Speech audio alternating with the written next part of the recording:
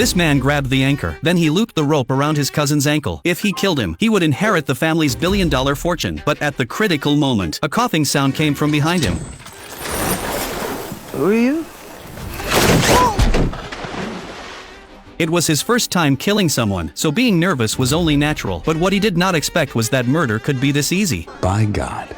Was it that easy? There were no security cameras on the yacht. As long as no one saw him, it would just look like an accident. But if Baker wanted to inherit that fortune, he still had 6 more heirs ahead of him to eliminate. He was the grandson of the family patriarch, but he had no real bond with any of these relatives. More than 20 years earlier, at a formal dinner, his mother caught sight of the cellist in the band. She fell head over heels in love. Even after being cut off by her family, she still chose to live with the man she loved. But it turned out Baker's father was a real piece of work. The moment Baker's mother lost her status as a wealthy heiress, he abandoned both her and their son without hesitation. Later, when his mother was hospitalized, Baker tried to ask his grandfather for help, but the old man would not even let him through the door. After his mother died, Baker had to bounce from one foster home to another. This time, he had come back for what had always been his. The family business stretched across nearly every industry. Baker was just a small tailor who made suits. Trying to fight for the inheritance through business was clearly impossible, so he chose the simplest, most direct method. He would kill off every other heir. But not everyone in the family was cruel. Once his uncle found out Baker was his nephew,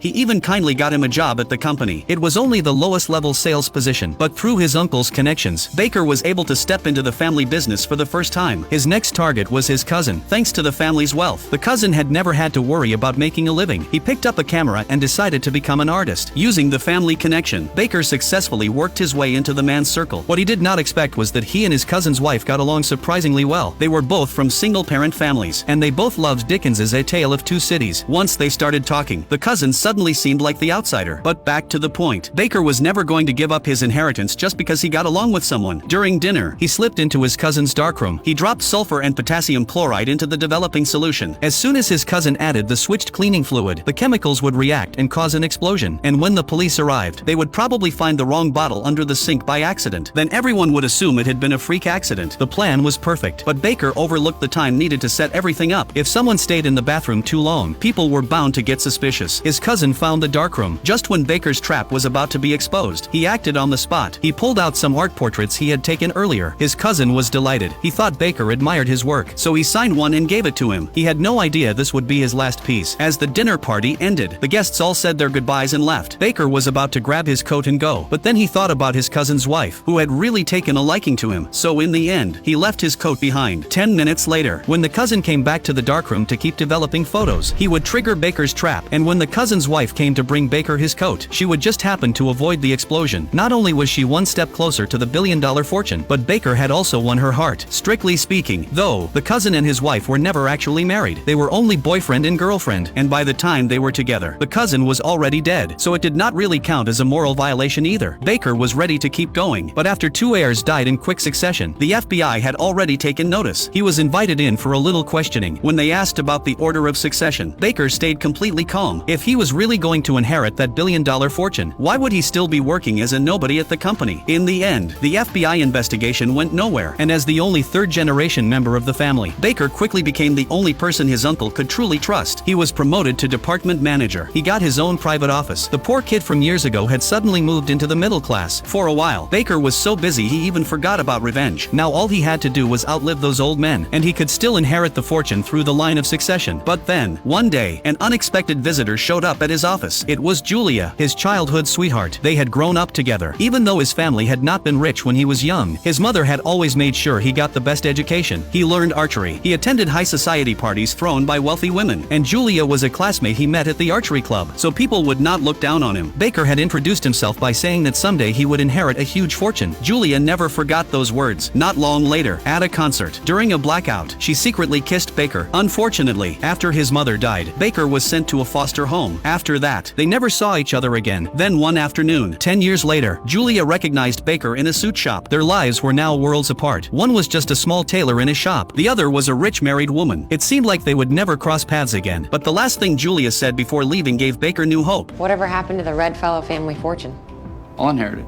Well, call me when you've killed them all. Those words were basically telling Baker that if he could inherit the money, maybe the two of them still had a chance. First love is always beautiful. The fire for revenge in Baker's heart was lit again. He had only wanted to give it a try. He never expected his cousin to die that easily. After moving up 2 spots in the line of succession, Julia also heard the news and came looking for him. Life had not been easy for her. Her husband was a rich second-generation heir, but he had no real talent for running a business. The company was on the verge of bankruptcy. If Baker could help her out, she would be deeply grateful. But Baker refused. He had already found true love. Whether or not he rekindled the old flame did not matter anymore. Before leaving, Julia left him with a pointed line. Until then, I'm sure you'll make a killing.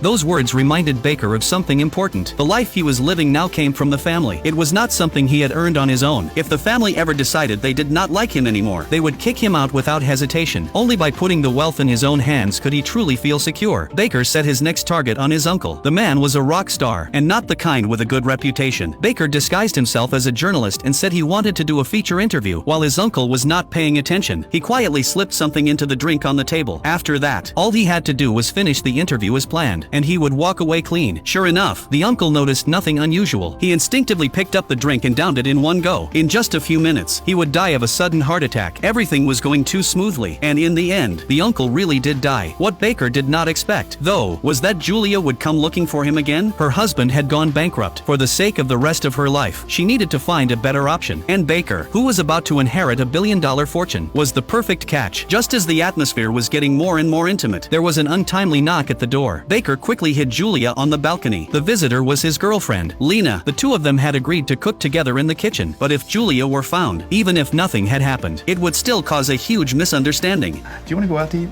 Yeah, sure. Great. He got away with it for the moment, but Baker did not want to face some kind of either-or choice. He had more important things to do now. 3 heirs were left. If he eliminated all of them, he would inherit the family fortune without a hitch. It sounded like a dream, but in practice, it was surprisingly simple. His aunt was the kind of person everyone thought of as a philanthropist. She had adopted 11 children, but she deliberately made each of them study a different language from 11 different countries. It was all one big power trip. When she heard that the family heirs had been dying one after another, she became very careful. She even had a laser security system installed in her mansion to protect herself around the clock. But she had one habit. Every Tuesday, she went to a beauty salon for a treatment. All Baker had to do was pose as a care worker and tamper with her dentures behind her back. Then he could take her out without anyone noticing. This time, Baker succeeded again. After the police investigated, they ruled it an accident. After killing the only female member of the family, Baker turned his attention to another grandfather. He was the patriarch's younger brother. Even though he was almost 70, his biggest hobby was flying planes. So before the next flight, Baker quietly laced his coffee with something that sent this grandfather to sleep forever in the sky. As the murder plan kept moving forward, Baker's relationship with his girlfriend also grew stronger. They bought a house in the city and built a little family of their own. Baker even managed to propose. By then, only his uncle and his grandfather were left in the family, but ever since they reunited, his uncle had taken very good care of him. For the first time in his life, Baker felt real family warmth from someone. He did not want to kill him, but what was coming would come eventually. One day, while going downstairs, his uncle suddenly had a heart attack and died. Baker was heartbroken, but now he was just one step away. Of course, he had no reason to quit. Only one heir remained, the grandfather. He had built this fortune empire from nothing, all by himself, but he was also the one who shut Baker and his mother out, forcing him to endure a miserable childhood. Just as Baker was thinking about his next murder plan, Julia showed up again. She handed him an envelope. Inside was a shocking secret, and that secret was powerful enough to change Baker's life forever.